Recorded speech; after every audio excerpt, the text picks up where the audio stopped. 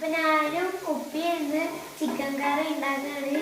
അപ്പൊ ചിക്കൻ കറിയിൽ ഇടാനുള്ള ഇതൊക്കെയാണ് തക്കാളി ഇടാണ്ട് മസാലപ്പൊടി ഇടാണ്ട് പിന്നെ ഈ ചിക്കൻ ഇത്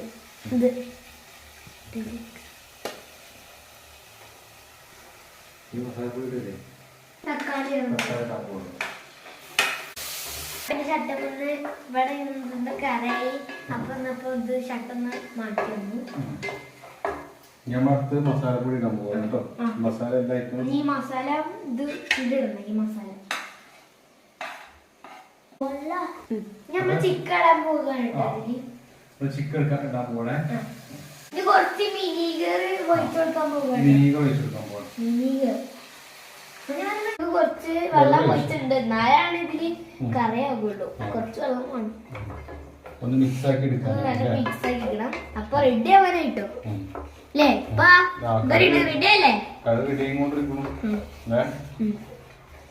ഇപ്പൊ നമ്മളിനി കുറച്ച് വെച്ചിട്ടുണ്ടാ.